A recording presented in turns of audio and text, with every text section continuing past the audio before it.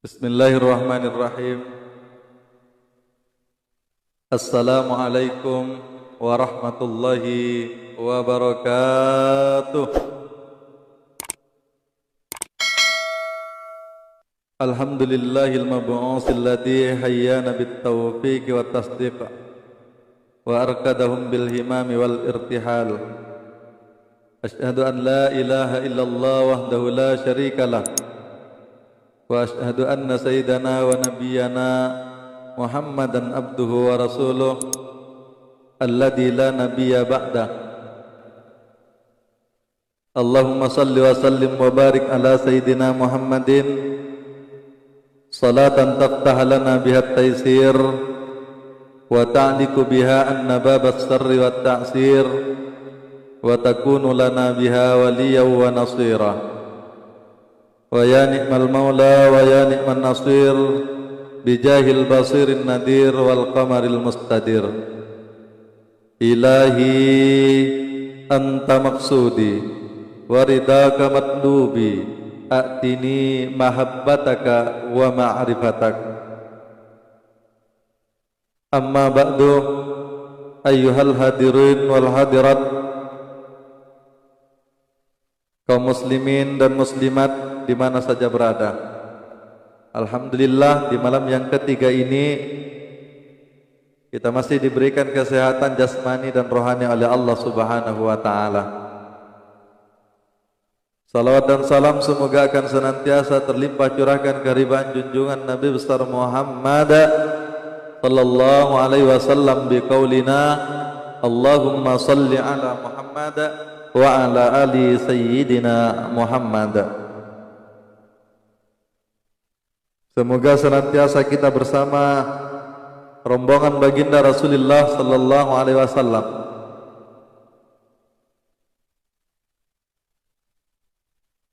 Semoga senantiasa kita mendapatkan syafaat baginda Rasulullah sallallahu alaihi wasallam baik di dunia terlebih yaitu adalah di akhirat. Hadirin wal hadirat yang dirahmati Allah Subhanahu wa taala, melanjutkan kajian kita. Namun sebelumnya mari kita sama-sama mengirimkan Fatihah dulu kepada Rasulullah sallallahu alaihi wasallam, kepada wali-walinya Allah terkhusus yaitu kepada silsilah tarekat Qadariyah Naqsabandiyah, terkhusus yaitu adalah Syekh Abdul Qadir Al-Jailani. Demikian juga guru-guru kita semuanya yang pernah kita mengenyam pendidikan ilmu apapun itu, ilmu syariatkah, ilmu hakikat, ma'rifatkah, semuanya mudah-mudahan mereka guru-guru kita diberikan kesehatan oleh Allah Subhanahu wa taala, yang hidup mudah-mudahan pengaruhnya ditambah oleh Allah Subhanahu wa taala, kemudian yang sudah meninggal dunia mudah-mudahan dilapangkan kuburnya dan keberkahannya senantiasa mengalir kepada kita. Ala hadinnya binatin salihin. Al-Fatihah. A'udzu billahi minasyaitonir rajim. Bismillahirrahmanirrahim. Alhamdulillahi rabbil alamin arrahmanir rahim maliki yaumiddin. Iyyaka na'budu wa iyyaka nasta'in ihdinas siratal mustaqim siratal ladzina an'amta 'alaihim ghairil maghdubi 'alaihim waladdallin. Mari sejenak kita bil barakah kepada Syekh Abdul Qadir Al-Jailani, tabarrukan kepada Syekh Abdul Qadir Jailani bersama. Bil barakah wal karamah Syekh Abdul Qadir waliullah bisyafaat Nabi Muhammad biidnillah waridallah. Bil barakah wal karamah Syekh Abdul Qadir waliullah bisyafaat Nabi Muhammad biidnillah waridallah.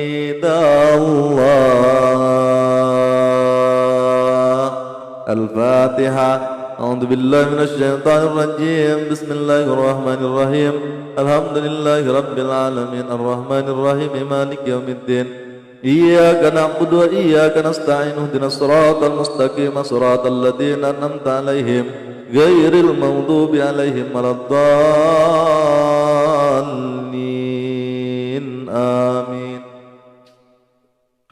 Baik jamaah yang dirahmati Allah Subhanahu wa taala, kemarin malam kita sampai pada pembahasan basmalah, di mana kitab ini dimulai dengan pembacaan basmalah baru alhamdulillah. Namun tadi malam belum tuntas karena waktu sudah mau lewat 1 jam, sehingga ya kita komitmen 1 jam kita ngaji ya. Jadi sampai dimanapun materi kita sampaikan ya, kita akan tutup. Hadirin wal hadirat yang dirahmati Allah Subhanahu wa taala, sebagaimana kita maklumi bahwasanya makna secara umum yaitu adalah bismillahirrahmanirrahim, dengan menyebut nama Allah yang Maha Pengasih lagi Maha Penyayang. Sesungguhnya kesimpulannya di sini yaitu adalah bismillah, yaitu adalah zatnya Allah Subhanahu wa taala.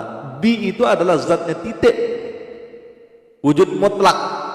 Yang berkumpulnya segala sesuatu itu adalah kembali kepada titik, yaitu adalah wakaf. Makanya kalau orang sudah tembus ma'rifatnya, dia sudah wakaf. Wakaf itu sudah diam. Diam itu bukan berarti orang itu nggak ngomong apa-apa. Artinya dia, kalau dia berbicara yaitu adalah kalamnya adalah kalam Allah. Ya. Kemudian kalau dia sudah mendengar yaitu adalah dengan sama Allah. Kalau dia melihat yaitu adalah dengan basarullah. Semuanya. Kalau dia hidup yaitu adalah hayatullah, semuanya dengan Allah. Yakni semuanya keluar daripada Allah Subhanahu wa taala, bukan keluar daripada dirinya. Yakni ba itu kesimpulannya, saya ulang sedikit untuk memperjelas lagi kajian yang kemarin, yaitu ba itu adalah zatnya Allah Subhanahu wa taala. Ya. Karena kita sudah bisa kembali kepada Allah Subhanahu wa taala, maka teranglah dia. Dia jangan dibayangkan titik, ya. Titik itu maksudnya yaitu adalah zat. Kalau kita sudah bisa kembali, alam makhluk semuanya hancur, diri lahir batin semuanya sudah hancur, kullu syai'in halik illa wajha, maka kita telah kembali kepada segumpal darah, telah kembali kepada titik. Dari titik itulah yang menjadi basmalah, bismillahirrahmanirrahim.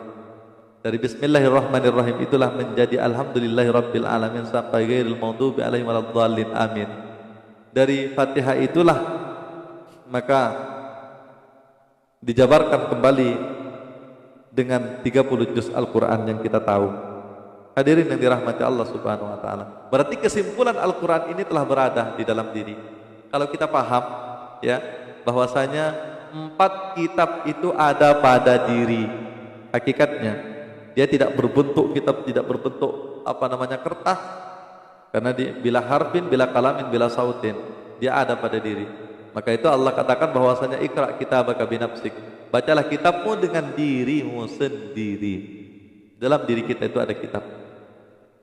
Kitab Al-Quran, kitab Injil, Zabur, Taurat, dan musad-musad yang lain ada pada diri. Cuma sudah bertimbun lumpur karena banyaknya dosa kita, sehingga kita tidak lagi bisa membaca kitab kita sendiri. Subhanallah. Karenanya beruntunglah orang yang mengkaji ilmu ma'rifat ini, ya, sehingga dia semuanya dibuka oleh Allah Subhanahu wa taala. Adapun lafaz jalalah Allahu itu adalah namanya zat. Jelas ya? Dari zatnya kemudian namanya zat, yaitu adalah alif lam lam ha. Karena alif lam lam ha itu mewakili segala nama. Karenanya itu namanya yaitu adalah Ismul A'dzam. Ya. Di situ mengandungi kenyataannya zat, menerangkan kenyataannya zat. Alif lam lam ha, zat, sifat, asma, af'al, syariat, tarikat, hakikat, ma'rifat. Kalimatnya ketika dikeluarkan yaitu adalah la ilaha illa Allah. Syariat, tarikat, hakikat 4. Pada diri yaitu adalah zahir kita, hati kita, kemudian ruh kita, sir kita, rahasia pada diri kita. Jelas. Itu kenyataan syariat, tarikat, hakikat, ma'rifat pada diri kita. Nah, kemudian selanjutnya Ar-Rahman. Ar-Rahman itu setelah namanya alif lam lam ha, kemudian dinyatakan yaitu adalah yang tadi malam saya jelaskan, yaitu adalah wa ma arsalnaka illa rahmatan lil alamin, adalah sifatnya, dan sifat yang pertama yaitulah yang keluar daripada zat, yaitu adalah Nur Muhammad. Karenanya wa ma arsalnaka illa rahmatan lil alamin. Jelas ya? Karena ini mungkin ada yang baru, makanya saya sedikit ulas sedikit ya, biar ada penerangan. Nanti kalau langsung kepada ujungnya nanti enggak ketemu pangkalnya. Makanya silahkan yang tertinggal itu diikuti video-video yang sebelumnya, atau bisa upload di YouTube, atau bisa lihat di YouTube, tapi tolong ya subscribe ya di YouTube ya, dipersilahkan. Atau bisa gabung ke FB grup Nurul Alam Al-Baghdadi atau Zikir Manakib Syekh Abdul Qadir Al-Jailani cabang Kangian. Silahkan yang belum bergabung ke grup kami, ke grup kita, silahkan gabung saudara-saudara. Nah, kemudian selanjutnya tadi malam kita sudah sedikit detail kita menjelaskan tentang siapa itu hakikat Muhammad ya. Yang kesimpulannya yaitu adalah Muhammadur Rasulullah dari kedua kalimat syahadat. Asyhadu an la ilaha illallah, mulai daripada bis itu sudah asyhadu an la ilaha illallah Muhammadur Rasulullah, ada pada Ar-Rahman. Nah, tinggal tadi malam tertinggal yaitu hanya tinggal yaitu adalah Ar-Rahim. Ar-Rahim yaitu menjadi kenyataan segala makhluk. Makanya ulama-ulama menafsiri Ar-Rahman Ar-Rahim. Ar-Rahman itu kata mereka yaitu adalah hanya bagi orang-orang yang beriman. Dan ini kan secara logika kan sangat mudah sekali untuk kita cerna. Ya, kalau percaya kepada Muhammad karena Ar-Rahman itu adalah kenyataan Muhammadur Rasulullah, makanya dia masuk dalam bagian orang-orang yang beriman. Masuk dalam bagian orang-orang yang beriman. Dari sanalah segala asal alam semesta ini. Dari sanalah asal segala sesuatu. Dari Ar-Rahman itu. Hakikat nur sifat zatnya Allah Subhanahu wa ta'ala. Ar-Rahman. Dan Ar-Rahim, Ar-Rahman ini adalah sifatnya zat, kemudian Ar-Rahim itu adalah af'alnya lengkap ya. Zat, asma, kemudian sifat, kemudian af'al Ar-Rahim. Mana af'alnya Allah telah tercetus pada alam semesta. Alam semesta ini adalah af'alnya Allah atau perbuatan Allah Subhanahu wa ta'ala atau pekerjaan Allah Subhanahu wa ta'ala. Karenanya di dalam Al-Quran Allah berfirman, Allah mengatakan bahwasanya wallahu khalaqakum wa ma ta'malun, dan dialah Allah yang menciptakan kamu sekalian, wa ma ta'malun, dan apa-apa yang kamu lakukan. Coba dalam ayat ini, masa kita masih mengaku kita melakukan sesuatu, kita bisa berbuat, alam semesta bisa berbuat. Coba dalam hadis qudsi juga dijelaskan ya, bahwasanya la tataharraku syai'in illa biidznillah, tidaklah bisa bergerak sebiji zarrah pun melainkan biidznillah, dengan izin Allah. Ranting yang jatuh, daun yang jatuh, apalagi urusan rezeki kita, kaya miskin kita, bagus atau tidaknya kita, dan seterusnya makhluk ini selain Allah Subhanahu wa ta'ala bergerak hanya dengan izin Allah. Kemudian dikuatkan dengan ayat itu, wallahu khalaqakum wa ma ta'malun, dan Allah lah yang menciptakan kamu sekalian dan apa-apa yang kamu perbuat. Masihkah kita merasa berbuat? Karena semuanya hakikatnya yaitu adalah perbuatan Allah. Kalau dilihat dengan ainul basirah, dengan mata penglihatan, maka kita nampak ini perbuatan makhluk. Oke, dalam syariat tidak salah. Akan tetapi harus dirasakan. Kalau rasanya juga kita terpandang kepada makhluk, artinya terhenti pada pandangan makhluk, maka disitulah kadar keimanan kita berada pada kulitnya kulit. Makanya zaman sekarang ini Pak dan Ibu sekalian, banyak orang yang memperebutkan kulit. Cuma ilmu fikih yang ngerebut hukum, kan ilmu syariat kan. Kemarin sudah dijelaskan tentang dalam video tentang syariat, tarekat, hakikat, makrifat. ya, dasarnya dari mana syariat, dari mana tarekat, dari mana hakikat, dari mana makrifat. Sudah dijelaskan di video-video sebelumnya. Ya, karena berjalannya hanya dalam bagian kulit, akhirnya merebut kulit. Diakui atau tidak?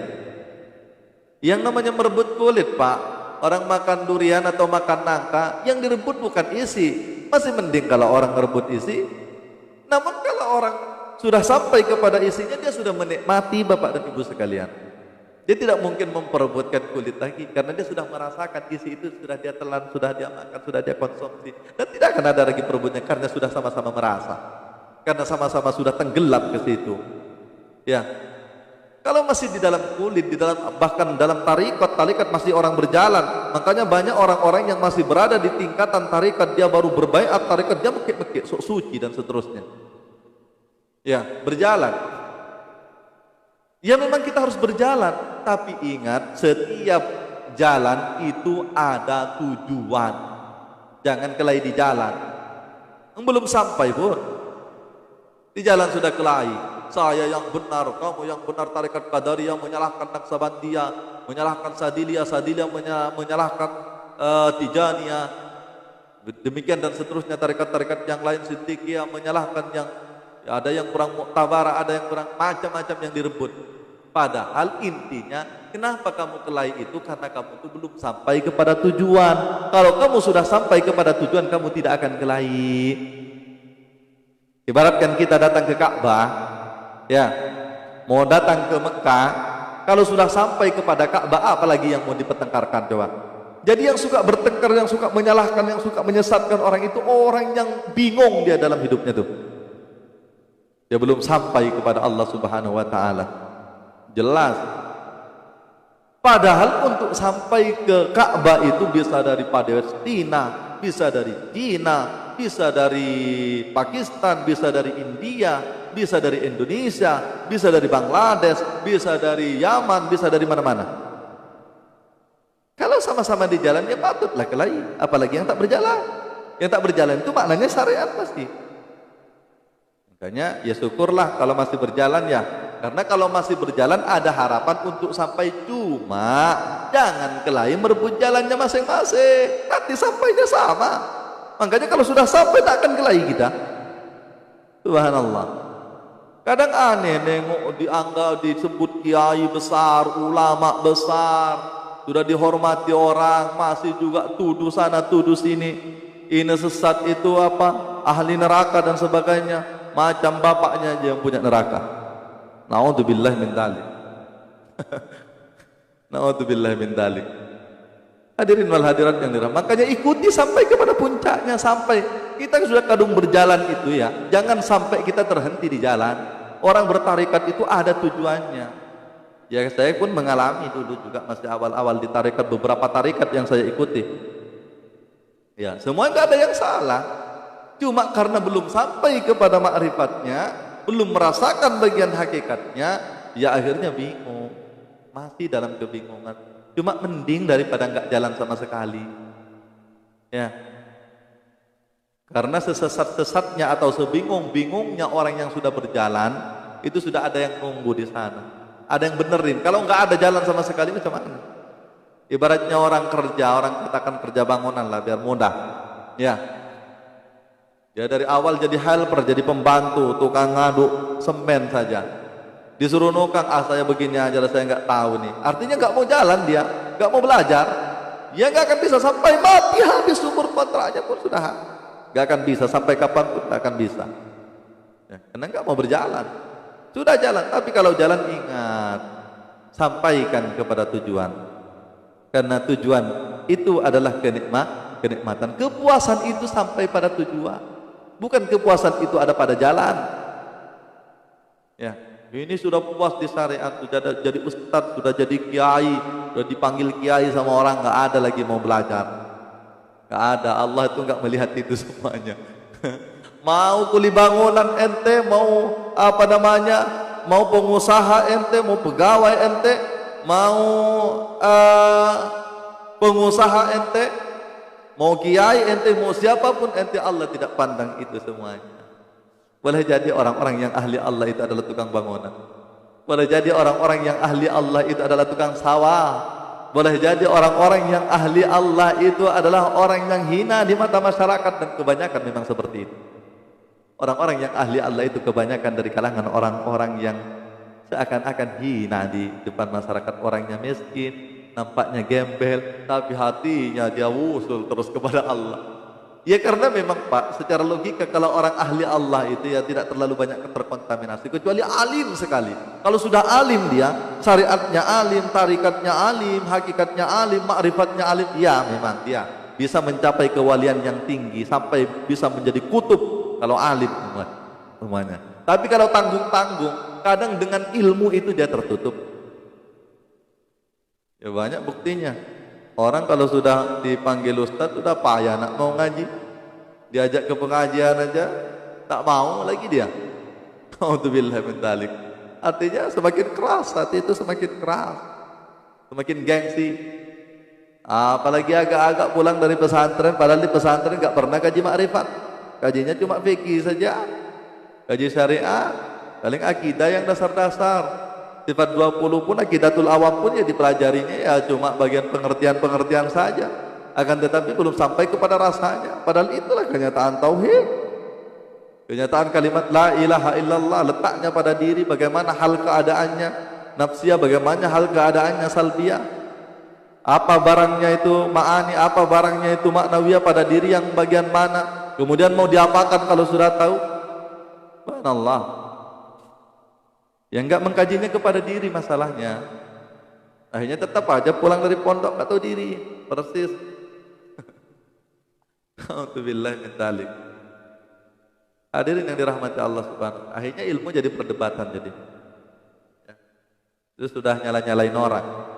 Akhirnya tak tahu kita menunjukkan ternyata kita yang tidak tahu. Terkadang kita menyalahkan orang itu, ternyata menunjukkan ketidaktahuan kita. Persis seperti anak kita, kadang dia menyalahkan kita padahal dia yang nggak tahu kan. Nah, makanya orang yang tahu, orang tuanya tersenyum, seneng sama anak tuh. Makanya kalau ada orang paham, ya sudah biarin aja orang dia nggak tahu kok.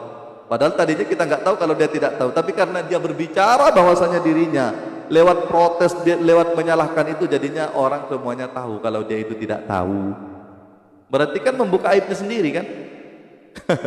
Allah, banyak ini, cuma dia sendiri kan gak sadar kalau dia membuka aibnya sendiri, nelanjangi dirinya sendiri. Dia macam buka sarung, buka baju di keramaian orang, udah begitu ceramah lagi di panggung. Iya kalau orang awam gak ngerti, inilah yang bener nih, sebab ini sudah dipanggil kiai, ini 7 turunan dari dulu sudah dipanggil kiai. umpamanya kalau ada yang demikian, mohon maaf. Nah, hadirin yang dirahmati Allah Subhanahu wa taala. Karenanya yang sudah bertarikat, sampaikan kepada makrifat. Tarikat itu ada 7, tarikat itu ada tujuan. Baik. Jadi Ar-Rahim itu tafsirnya para ulama yaitu adalah untuk seluruh alam, ya. Makanya pada syariatnya jatuhnya walaupun dia tidak menyembah kepada Allah Subhanahu wa taala tetap dikasih rezeki kok. Maka justru mereka tuh yang kafir-kafir tuh yang kaya. Rosil itu, ya, Rosil Yahudi yang punya kekayaan 70% dunia ini dipegang Rosil itu. Mereka bukan orang beriman, mereka orang kafir, orang Yahudi. Mereka yang memegang kekayaan dunia, yang mengendalikan pasar dunia, yang mengendalikan minyak dunia, yang mengendalikan tambang emas dunia, yang mengendalikan seluruh perekonomian dunia, itu Rosil itu, keluarga Rosil itu ayah. Makanya dia ikut campur dalam politik dalam negara-negara manapun dunia ini, yang mengendalikan. Itu bukan orang yang beriman. Ya, kalau kata orang kampung itu disolak, orang Madura bilang itu disolak, ya, makin dikayakan. Seperti Karun dulu lah, dikayakan dulu, habis itu ditumbangkan. Ada masanya Allah akan tenggelamkan. Hadirin wal hadirat yang dirahmati Allah Subhanahu wa taala. Naudzubillah summa naudzubillah. Mudah-mudahan kita tidak seperti Karun lah, ya, merasa dirinya yang bisa berbuat. Nah, kalau tahu seperti itu bahwasanya segala sesuatu itu adalah perbuatan Allah bukan perbuatan makhluk, ya, Berarti segala sesuatu yang disebut dengan Ar-Rahim yaitu adalah af'alullah. Nah, kalau seperti itu, setiap pandangan baik dengan ainul basirah ya ataupun dengan ainul basar, mata dahir manusia, maka dia akan mengantarkan kepada mata pandangan Allah Subhanahu wa taala, atau ainul sirrul asrar, pandangan rahasianya rahasia. Di situ sudah orang yang kehilangan dirinya. Rahasianya rahasia itu orang yang sudah kehilangan dirinya, maksudnya tinggal rasanya Allah yang ada, dirinya pun sudah tidak rasa dirinya pun sudah tidak artinya dia sudah zauq, dia sudah tenggelam kepada Allah Subhanahu wa taala. Baik hadirin dan hadirat yang dirahmati Allah Subhanahu wa taala, makanya di dalam tafsir disebutkan bahwasanya Ar-Rahim itu adalah untuk semesta alam, orang kafir pun dapat itu Ar-Rahim itu. Ya karena memang kenyataannya dia diciptakan, bagaimana enggak dapat? Rezeki ya dikasih, hidup ya dihidupi. Karena itu alangkah kafirnya manusia khususnya ya. Alangkah kafirnya manusia kalau tidak beriman, kalau tidak melihat Allah Subhanahu wa taala, kalau tidak menyaksikan Allah Subhanahu wa taala. Padahal kamu itu loh adalah perbuatan Allah. Coba. Sifatmu itu loh yaitu adalah disifati Allah, sekaligus adalah sifatnya Allah. Mau kemana lagi kita lari? Artinya sesungguhnya kalau orang sudah terbuka kasatnya, terbuka tabirnya, maka tidak mungkin dia kemanapun. Makanya persis sesuai dengan apa yang difirmankan oleh Allah Subhanahu wa taala, fa aina ma tuwallu fasamma wajhullah. Kemanapun wajahmu engkau hempaskan, engkau arahkan, disitulah wajah Allah. Bukan apa yang kita pandang itu adalah Tuhan itu berbentuk seperti itu, akan tetapi benda yang kita pandang itu hancurnya dia kepada Allah Subhanahu wa taala. Hadirin yang dirahmati Allah Subhanahu wa taala, makanya ada ulama-ulama yang memang sudah mahabbah. Dia mengaku melihat Allah itu dengan mata dahirnya. Dan itu dalam perjalanan spiritual. Kalau dalam bagian syariat ya tentu salah dia, dan otak pun tak akan sampai ke situ. Tapi bagi dia itu adalah sah. Ya. Yang demikian, pengakuan yang demikian itu kalau memang dia menyaksikan hal yang mengalami hal yang demikian itu dia sah. Artinya apa? Sesungguhnya dia itu adalah mata kalbunya yang melihat, sehingga terpancar kepada mata dahirnya, sehingga dia mengatakan bahwasanya dia melihat Allah dengan mata dahir. Maksudnya begitu. Bukan Allah itu berbentuk. Dan itu yang merasakan, yang mengalami lah yang merasakan. Dia tidak bisa dihakimi secara sebagaimana ilmu fikih, tidak bisa. Kalau perjalanan spiritual itu tidak bisa dihukumi sebagaimana hukum fikih. Karena itu termasuk ilmu rahasia. Ilmu rahasia itu adalah ilmu rasa yang diberikan Allah langsung kepada tiap-tiap hamba. Nah, disitulah letaknya al-insanu sirri wa ana sirru. Nah, di sini nih Bismillahirrahmanirrahim ini sudah menyatakan al-insanu sirri wa ana sirru. Manusia itu adalah rahasiaku, kata Allah Subhanahu wa taala. Subhanallah. Makanya kalau nampak manusia tak nampak Allah. Kalau nampak Allah, maka tak nampaklah manusia. Menjadi rahasia manusia. Masya Allah. Jelas kan? Di sini tidak ada yang ditutup-tutupi. Silahkan ngaji. Karena memang tujuannya untuk mengantarkan. Yang sudah melanglang buana di bagian hakikat, ya silahkan makin tenggelam. Di sini yang sudah punya guru tarekat makin tenggelam ngaji seperti ini. Makanya orang tarekat itu yang ngajunya ya harus ngaji hakikat, ya, biar tembus ma'rifatnya, sehingga hakikatnya dia semakin tenggelam, dia semakin nikmat dengan kenikmatan yang tiada tara. Hadirin wal hadirat yang dirahmati Allah Subhanahu wa taala. Jadi jelas zat, sifat, asma, af'al. Makanya bingung kadang kalau orang syariat itu kalau memaknai bismillah itu seakan-akan berbeda. Artinya tidak seperti yang umum orang mengatakan dengan menyebut nama Allah yang Maha Pengasih lagi Maha Penyayang. Tapi kalau ada makna yang lebih dalam daripada itu, ini aja menjelaskan Bismillahirrahmanirrahim dari kemarin kok nggak selesai ini. Masya Allah, itu belum per huruf. Ya, di dalam Al-Quran itu ada ala sab'ati ahrufin. Ya, terdiri daripada 7 huruf. Silakan perhatikan Al-Quran itu dalam satu kalimatnya itu terdiri dari 7 huruf. Di dalam per hurufnya itu ada makna zahiran wa batinan. Dalam satu huruf tuh kalau mau diceritakan tentang apa itu ba, apa itu sin, apa itu mem, apa itu, tambah panjang lagi. Tapi kita sebisa mungkin atau semudah mungkin kita, sebisa mungkin kita untuk mempermudah orang agar bisa dikonsumsi. Masya Allah. Yang di sini ini jangan cuma main di otak, karena ada kalanya otak itu tak sanggup lagi. Ya, harus ada kontemplasi antara hati dan pikiran.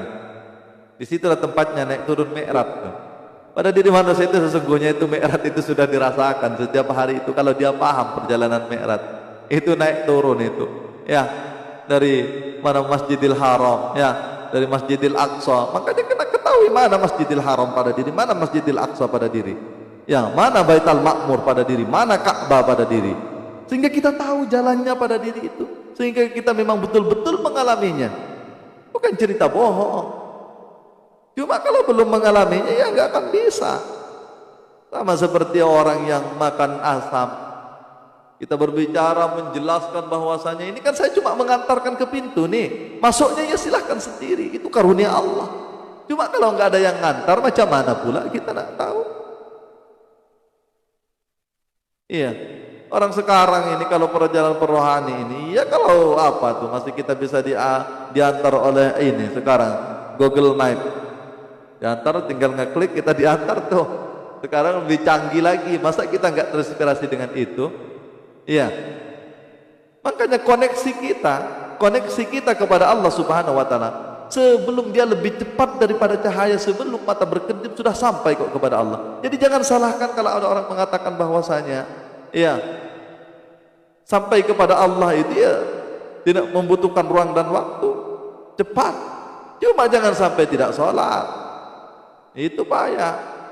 Itu namanya tersesat di jalan yang terang. Jangan sampai tersesat di jalan yang terang. Udah terang macam lampu nih terang, tersesat kan parah. Kalau orang memang kalau orang itu memang jahil, tidak tahu apa-apa, bodoh, tersesat, wajar. Nyatanya Pak, mengkaji ilmu ketuhanan ini memang banyak orang yang dari orang awam tuh, yang enggak dari pesantren, ya yang enggak ustadz, dia itu yang lebih cepat tuh.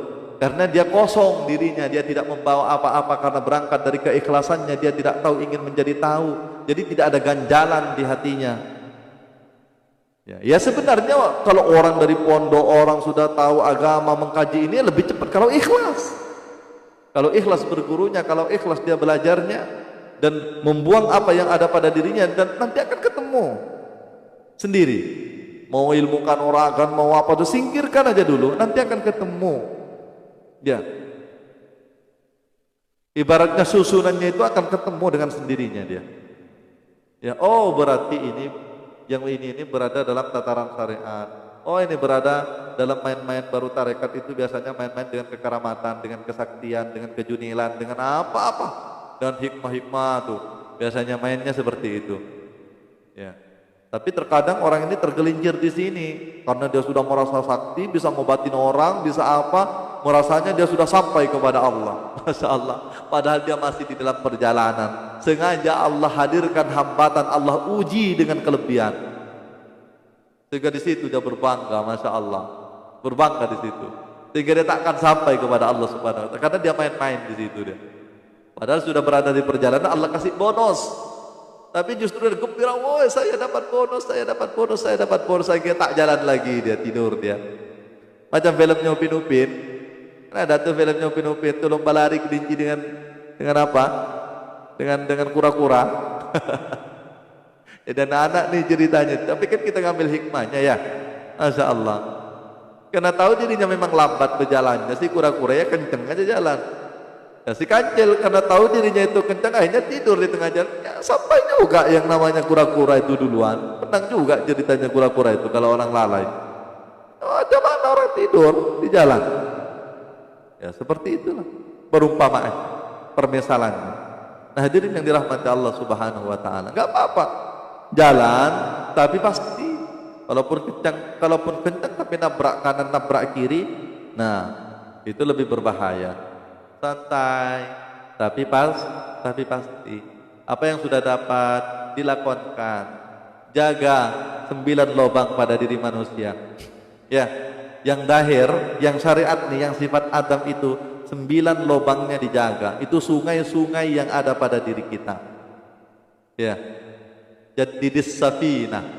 Kata Nabi, ya Abu Dzarrin jaddidis safina.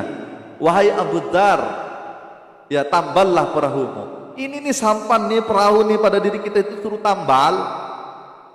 Tahu ceritanya Siti Jenar dulu. Katanya Siti Jenar itu kalau dalam cerita Jawa ya, dalam cerita Jawa. Nah, dari cacing apa? Dari cacing makhluk yang dari cacing tambalnya perahu. Maksudnya itu tidak secara kontekstual seperti itu, Bapak dan Ibu sekalian.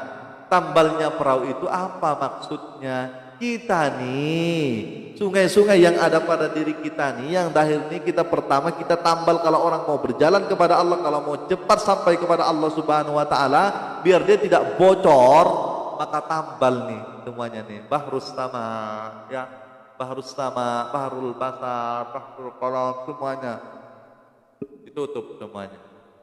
Dan itu nanti akan dipraktekkan dalam salat Mi'raj. Kalau belum paham tentang prakteknya salat as-salatu mi'rajul mu'minin, dia mi'raj dia belum sampai bisa merasakan di dalam tajallinya Allah Subhanahu Wa Taala di dalam 5 waktu. Dia akan bisa merasakan. Tetap aja merayau dia salat tuh, macam-macam yang diingat dia. Ya, macam mana dia mi'raj, Allah nyet hilang langsung. Bahkan sebelum takbir dia sudah muqaranah. Di dalam mazhab Syafi'i itu kan ada muqaranah. Muqaranah itu kan wajibnya apa namanya, rukun daripada takbiratul ihram. Takbiratul ihram itu adalah rukun. Tapi ada rukunnya lagi, yaitu adalah muqaranah. Tapi nanti kapan waktu kita akan menjelaskan muqaranah kalau kita sudah agak-agak masuk, ya, kalau tidak lupa. Ya, ada beberapa muqaranah urfiyah, muqaranah tauzaiyah, muqaranah majadubiyah. Ya, ada beberapa muqaranah, ada 4 muqaranah. Ya, tinggal kita berada di mana sekarang. Paham kita Allah berikan kita di mana sekarang. Ya. Kalau kita belum paham ini, ya salat ya tetap merayau-rayau, Pak. Kita paling khusyuk itu yang motor pikiran apa yang dipandang, macam-macam getayangan. Mana ada orang salat itu orang mabok. Bukan orang salat itu orang mabok. Padahal kata Allah, la taqrabus shalah wa antum sukara. Jangan kau mendekati tempat salat sementara engkau dalam keadaan mabok. Mabuk itu bukan hanya orang yang teler habis negak minuman itu, Bapak dan Ibu sekalian. Tapi kita tuh yang kalayapan kemana-mana itu tuh orang mabok juga. Orang mabuk itu nggak sadarkan diri kan. Ya. Jadi kalaupun nggak habis minum inek, nggak habis minum minuman keras, nggak habis minum topi miring, awak itu udah mabuk. Salat itu nggak sampai kepada Allah. Orang salat itu kan mi'rajul mu'minin. Mi'raj itu adalah berjumpa dengan Allah. Rupanya berjumpa dengan siapa kalau salat tuh? Subhanallah. Alhamdulillah. Udah begitu bangga lagi. Udah rajin ke masjid bangga. Ya harus memang rajin ke masjid itu memang harus wajib. Ya, berjamaah, asal berjamaah itu wajib. Gak ada satu madhab pun di madhab yang 4 itu mengatakan dia itu sunnah. Tidak ada. Baik madhab Hanafi wajib sebagaimana wajibnya salatnya. Ya, madhab Maliki wajib sebagaimana wajibnya salatnya. Madhab Hambali wajib sebagaimana wajibnya salatnya. Kemudian Imam Syafi'i wajib, cuma wajibnya itu bukan wajib ain. Wajibnya wajib kifayah di dalam madhab Syafi'i. Tapi kan wajib juga ceritanya. Artinya seluruh imam madhab itu mewajibkan salat berjamaah itu. Namun kalau kita tahu bahwasanya sesungguhnya manusia itu kalaupun salat sendiri dia salat berjamaah, tapi kita tak tahu mana makmumnya, mana imamnya. Maka itu kalau imam tak tahu mana dia imamnya, makanya dia imam yang dimakmumi. Takkan nanti di akhirat, wa ma imamuka, Ustadz Munalim imamku, jentar, sakit. Nah ada cerita. Sakit, jawablah nanti. Imam Munalim, umpamanya kan, atau imam siapalah di tempat bapak dan ibu masing-masing masjidnya. Bukan itu yang dimaksud. Itu hubungan syariatnya harus kumpul, jasadnya secara adamiah itu hakikatnya adalah satu, hakikat nama Muhammad itu satu ketemu di masjid. Tapi hakikatnya imam yang sebenarnya itu adalah bukan imam syariat itu.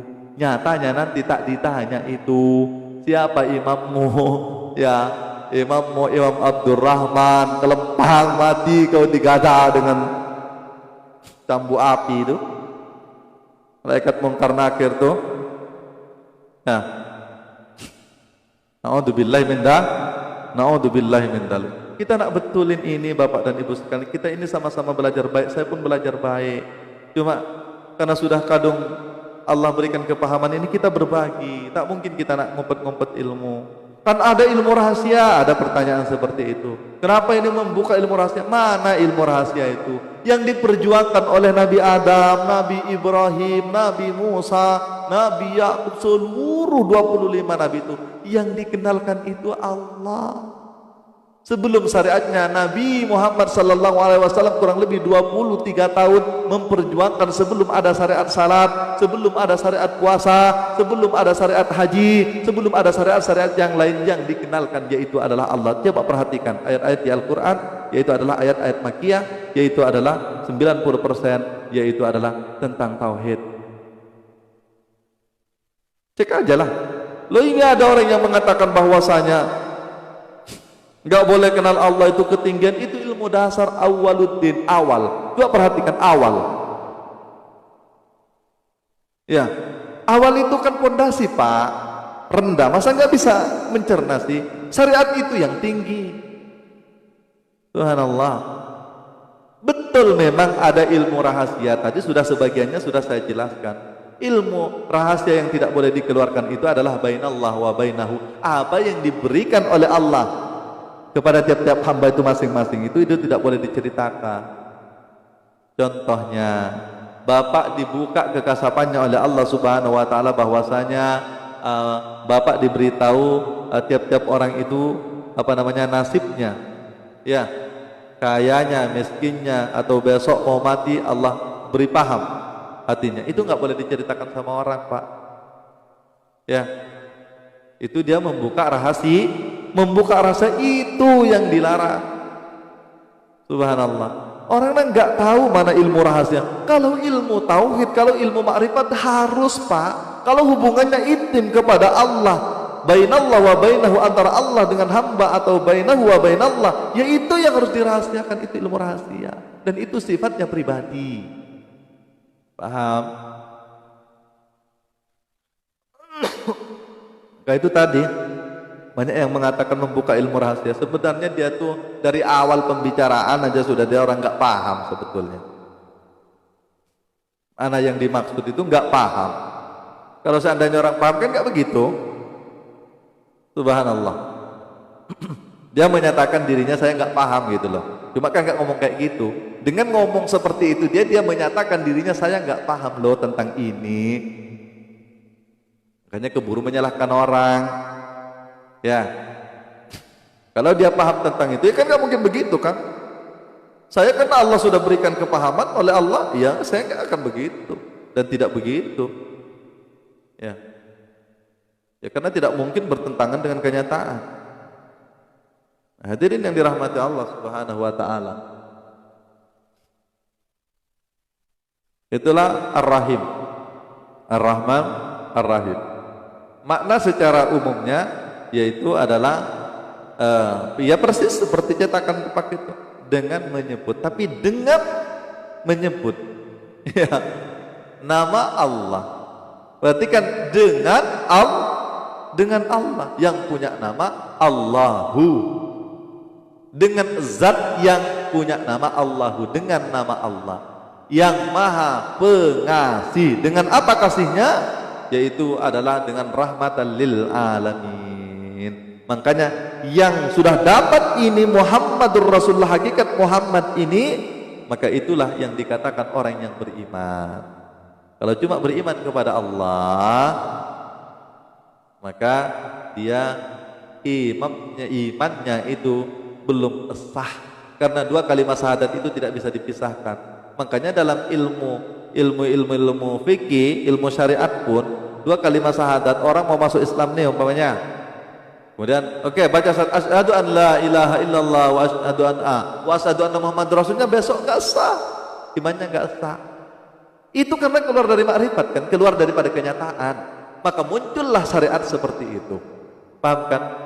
Jadi dari mana tempatnya keluarnya syariat? Daripada hukum makrifat. Lalu bagaimana kalau orang enggak kenal kepada Allah, kita sudah tahu hukumnya? Ya terakhir kena hukum dia, Pak. Kena gebuk lah dia. Coba. Enggak tahu kepada yang punya hukum. Ya, dia tahunya hukumnya. Bahkan hukum itu yang diperputkan dia, hukum itu yang dilaksanakan, Kemudian hukum itu kembali kepada yang punya hukum. Kalau sudah kembali bersama yang punya hukum, semuanya aman. Dia enggak membawa amal lagi, enggak membawa hukum lagi. Dia sudah keluar daripada hukum itu. Maknanya apa? Dia melaksanakan itu bukan karena hukum itu lagi, tapi karena yang punya hukum. Karena dia sudah kenal kepada yang punya hukum, sehingga dia melaksanakan. Syariatnya kan sama nih, sama-sama ke masjid, sama-sama sholat, tapi rasanya tidak sama, kepahamannya tidak sama. Itu masalahnya. Ditengok sekilas para wali itu sama dengan yang lain, ya. Para kekasih-kekasih Allah sama, tapi keintimannya kepada Allah, pengenalannya kepada Allah yang tidak sama, rasanya yang tidak sama. Orang urusan syariat saja berbagai macam selera kok. Ada yang mengatakan roti dengan makanan yang sama, katakan oke lah makan mangga yang sama, ya, satu biji dirasa sama satu orang, itu tidak sama kok, kadar kenikmatannya nggak sama. Ya, kalau orang yang lapar, ya kecut pun bilang manis dia. Coba, makanya timbulkan kehausan pada diri kita untuk kenal kepada Allah, untuk intim kepada Allah Subhanahu wa Ta'ala. Maka akan haus dia, akan nikmat yang kita rasakan. Belum kita berjumpa kepada Allahnya, kita baru berjalan di jalannya Allah, kita sudah nikmat. Bahkan bapak dan ibu sekalian mendengar cerita ini saja ibu sudah nikmat. Tapi kalau hatimu keras, maka kau tidak akan merasakan. Bahkan kau boleh jadi iri dan dengki. Takut disalib bahkan pengaruhnya, tertutup Anda. Subhanallah, na'udzubillahi min dzalik.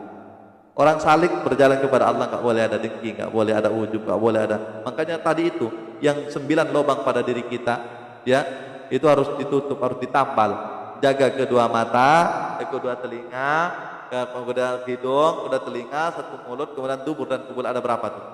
9. Coba baca bismillah tuh. Bismillahirrahmanirrahim. Berapa? Itu pada diri. Subhanallah. Si kurang apa? Awak ni nak mekik-mekik, nak ngajar, nak jelaskan sebisa mungkin. Tapi walaupun dipelajari seperti ini para bapak dan bunda sekalian, rasanya mungkin nanti 10 tahun akan datang ibu akan dapat. Makanya jangan sampai sudah menderang keterangan ini kita sudah merasa oke. Belum tentu. Ya, paham yang sesungguhnya yang kita maksud, yang Allah maksud, itu boleh jadi tergantung bagaimana kita menjaga anggota kita ini, anggota dahir. Belum lagi yang anggota batin kita. Ini baru anggota dahir. Sebetulnya kalau sudah anggota dahir ini sudah terjaga, tinggal sedikit saja anggota batin, tinggal anggota batin saja yang harus ditutup. Lebih banyak lagi itu. Ada 360 celah yang berada.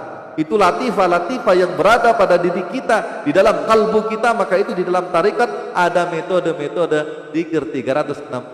Ada yang ditutup dulu, yaitu adalah 165. Ada yang 5.000, ada yang 1.000. Itu ada pada diri kita. Makanya muncullah metode-metode tarikat seperti itu. Cuma kadang guru tarikat dia tidak menjelaskan detail, ya pokoknya amalkan saja. Maksudnya biar yakin. Cuma kalau tidak dijelaskan, tidak detail kepada muridnya, ya kadang ya namanya nggak diantar ya, suruh jalan sendiri, ya banyak yang nabrak-nabrak. Tapi konsekuensinya kalau yang dibilang itu, dia banyak yang lalai memang. Ya, kebetulan kita di sini dikasih kepahaman oleh Allah Subhanahu wa taala untuk lebih detail lah menjelaskan tuh. Ya cuma nggak detail kali. Kalau masalah biji, ya nggak keluar dong. Itu rahasia. Ya. Kalau masalah biji kenyataan, nah praktek, ya itu nggak keluar di sini. Ini cukup mengantarkan saja ke pintu nih. Ya. Kalau bijinya nanti disungkurin Bapak dan Ibu sekalian masuk nanti dengan sendiri. Subhanallah. Itu.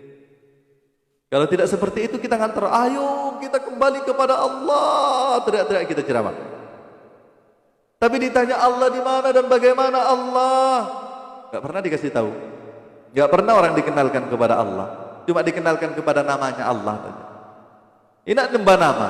Tengok pernyataannya Imam Nawawi itu, man abdal isma fahuwa kafir. Barang siapa yang menyembah nama, kata Imam Nawawi, itu adalah fahuwa kafir. Lihatlah di dalam kitab Risalah Tamaniyah. Man abdal isma fahuwa kafir. Barang siapa yang menyembah nama, maka dia adalah orang yang kafir. Kafir itu tertutup, cuma tahu nama doang, nggak tahu kepada yang punya nama. Walaupun tahu namanya, ketemu di jalan boleh jadi kita berantem lantaran tabrakan. Padahal Allah begitu dekat, tapi karena kita tidak tahu, makanya kita itu sering dalim. Persis seperti mata kita yang dipandang untuk melihat, tapi mata ini nggak nampak dengan matanya sendiri. Dari dekatnya Allah, ana qaribun min hablil warid. Tapi karena nggak kenal kita, nggak ngeh kita. Coba, ini contoh nih, mata nih yang dipakai untuk melihat. Tapi adakah dia melihat dengan apa yang dipakai untuk melihat? Dengan matanya sendiri kan nggak nengok. Makanya itulah manusia. Kalau kesalahannya sendiri dia nggak nampak, kesalahan orang aja yang nampak sama dia. Makanya hati-hati, kita sama-sama hati-hati sama. Saya pun juga belajar. Makanya berbagi ini juga kita belajar. Allah. Belajar menyampaikan, belajar memperbaiki diri. Ya karena tidak ada yang sempurna. Tidak ada yang sempurna. Ayo kita sama-sama belajar memperbaiki diri. Insya Allah, kalau kita sama-sama beriktikad untuk belajar memperbaiki diri, insya Allah kita lebih cepat terbimbing. Ya, karena hati lebih bersih. Kalau hati lebih bersih, ilmu itu akan masuk. Karena ilmu itu tidak akan masuk kepada hati yang penuh dengan maksiat, dengan hati yang penuh dengan kebencian, dengan hati yang penuh dengan dengki, dengan iri, dengan sombong dan ujub. Tidak mau dia. Tapi yang di luar 9 lubang itu juga harus ditutup. Itu kenyataannya. Bismillah. Bismillahirrahmanirrahim. Coba hitunglah. Makanya tidak ada ilmu yang lebih mustajab daripada bismillah. Tidak ada ilmu yang lebih mustajab daripada bismillah. Karena sebelum kun fayakun itu bismillah dulu. Artinya kun fayakun itu sudah ada pada bismillah. Sebelum kun fayakun itu adalah bismillah dulu yang terjadi. Karenanya tidak ada. Ya sejarah syariat saja Bapak. Setiap berbuat sesuatu itu kan diawali ibda bismillah kan, diawali dengan bismillah. Mau minum bismillah langsung ditegak, udah diminum, nikmatkan langsung bersama dengan nyebut secara syariat aja nah. Yang mudah dipahami, yang sehari-hari bisa terjadi kepada kita. Kan bismillah sudah ditegak nah. Apalagi dia sampai merasakan memang betul-betul kenyataan Allah itu, kenyataan bismillah itu. Masya Allah nikmatnya dia tidak terputus, dia 24 jam. Subhanallah. Itu salat daim namanya. Kalau salat daim itu tidak ada waktu, tidak ada waktunya. Kalau salat 5 waktu, itu besok insya Allah akan dijelaskan sampai pada pembahasan muqaddimah alhamdulillahi rabbil alamin qasiful gummah wassalawatu ala khairil bariyah ila akhirih. Biasanya insya Allah akan terkait dengan itu ya, mudah-mudahan aja tidak lupa. Yang namanya cara menyampaikan ini, mohon maaf para bapak dan ibu ya, seingatnya ya, makanya harusnya itu kalau face to face kan ada tanya jawab ya, kalau ada tanya jawab itu kan lebih terbuka kita, jadi apa yang lupa disampaikan itu ditanyakan, dijawab. Di sini open, terbuka. Tapi silakan para bapak dan ibu sekalian, kalau ada hal-hal yang janggal silakan tanya melalui WA pribadi 0812 77 58 9560, 0812 77 58 9560. Di telepon pribadi itu WA juga, WA pribadi, silakan ditanyakan. Kalau mau ngaji pribadi juga dipersilahkan. Kita tidak nutup-nutupi. Kita nggak mau ongkos. Di sini tidak ada orang harus bayar mahar, itu tidak ada. Tidak menjual ilmu, dari saking mulianya ilmu tidak menjual. Betul. Karena kalau kita orang suruh bayar sekian-sekian itu, segitulah harga ilmu. Ilmu itu tidak ada harganya. Dari saking mulianya, dari saking mahalnya tidak ada.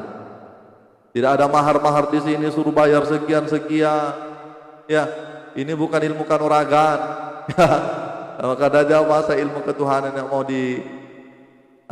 komersialkan, mau dikomersilkan. Ya, suruh bawa kambing, kambing hitam, dengan apanya sekali, ya, dengan kain kapannya sekali. Kalau enggak gurunya yang mati, nanti mati dibungkuslah dengan kain kapan itu sekali. Ini kan akal-akal. Nak merendahkan ilmu Allah, nak menjual ilmu Allah. Tapi mohon maaf, kalaupun itu semuanya ada, ya sah-sah saja sebetulnya. Ya, karena yang berhak menerima upah itu hanya orang yang belajar Al-Quran dan mengajar Al-Quran. Mereka itu berhak memang menerima. Demikian juga Imam Hanafi mengatakan hal yang demikian. Silakan saja, cuma jangan dikomersilkan. Di sini tidak ada yang dikomersilkan itu. Semuanya bebas. Masya Allah. Kita tak jual ilmu, dari saking mulianya ilmu, dari saking berharganya ilmu, sehingga tidak ada harganya. Berapapun tidak ada harganya. Karena dia keluar daripada zat yang maha mulia, karena dia adalah sifatnya yang mulia, yang maha ilmu, yaitu adalah sifat alimun. Kita itu cuma yaitu adalah namanya sifat ma'ani. Apa sifat ma'aninya? Kudrat, iradat, ilmu, cuma tahu. Tapi yang maha tahu yaitu adalah alimun, bukan punya kita. Masa punya kita dijual, mati kita nanti. Ibu dititipin motor sama orang, dijual. Tengoklah besok dilapor polisi. Dilapor polisi besok tuh. Pak polisi, ini saya nitip kendaraan motor, nitip mobil nih. Tiba-tiba dijual sama dia. Kena hukum nggak? Kena hukum, mati dia satu. Na'udzubillah min dzalik, tsumma na'udzubillah. Demikian hadirin yang dirahmati Allah Subhanahu wa taala, dan kita sudah menunjukkan jam 10 pas. Ya, kurang lebihnya mohon maaf yang sebesar-besarnya. Kalau ada hal-hal yang mengganjal, silakan hubungi 0812 775 9758 9560. Atau kalau malas nak tanya, di sini tidak ada sungkan-sungkan. Sama aja, saya dan Bapak Ibu itu sama saja kok. Menalim itu ya sama aja, jablay ya sama aja dengan bapak dan ibu, bahkan mungkin lebih rendah lagi, lebih hina lagi di mata Allah Subhanahu wa taala. Ya, tidak ada sisanya, fair saja. Yang panggil adik-adik, ya, yang panggil ya mau panggil apa saja. Di sini tidak ada. Ya karena memang kita nggak ada harganya kok di mata Allah. Semakin dicari harga itu semakin nggak ada harganya. Kalau kita minta dihargai itu berarti orang nggak punya harga. Ya. Orang nggak punya harga kan yang mencari harga itu. Kalau orang berharga dia nggak mencari harga, karena memang sudah berharga kan. Yang dijual di pasaran, di jalan-jalan itu kan cari harga dia tuh. Makanya nggak karena memang nggak berharga. Kalau barang berharga itu berada di apa sana, berada di market, ya jualannya nggak sembarangan. Karena dia sudah harga. Tapi kalau sudah minta harga, maka dia ada orang yang tidak berharga, sampai nempuk dada, saya ini RT, saya ini kalebun, saya ini kepala desa, saya ini macam-macam ini sebutnya, saya ini ustadz, kau nggak tahu siapa aku. Subhanallah, na'udzubillahi min dzalik. Itulah namanya orang yang menjatuhkan harga dirinya. Demikian, wallahul muwaffiq ila aqwamit thariq. Wassalamualaikum warahmatullahi wabarakatuh.